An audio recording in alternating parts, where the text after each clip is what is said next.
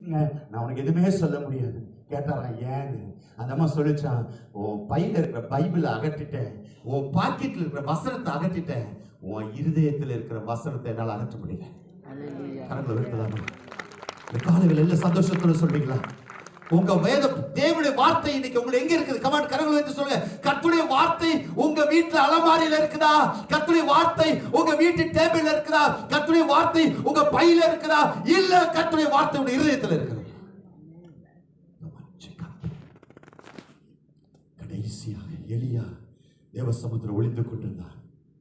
நீங்களும் கர்த்தருடைய சமுத்திரம் ஒளிந்து கொண்டிருங்க. கர்த்தருடைய வார்த்தையில பலப்படுங்க. ஆவியான பிரசன்னத்தை அனுபவிங்க. இந்த உலகத்துடைய சத்துருக்களை ஜெயிங்க. சாத்தானுடைய தந்திரத்தை வீழ்த்துவதற்கு கர்த்தருடைய வசனம் உங்களை தாங்குவதாக, உங்களை ஏந்துவதாக. கர்த்தர் தாமே ஆமீன். கர்த்தர் உங்களையும் உங்க சபையும் உங்க குடும்பங்களையும் எல்லாரையும் ஆசீர்வதிப்பார். கண்களை படி அப்படியே கரங்களை மேல உயர்த்தி ஒரு சின்ன ஜெபமணி அங்கே கடந்து போறோம்.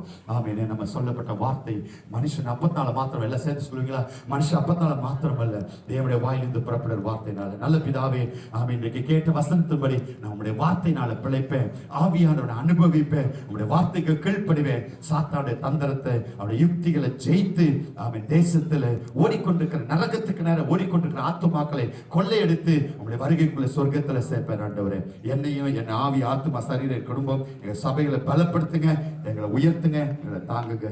கர்த்தர் எங்களை ஆசீர்வதிங்க. இயேசுவின் நாமத்தில் பிதாவே. Thank you. God bless you.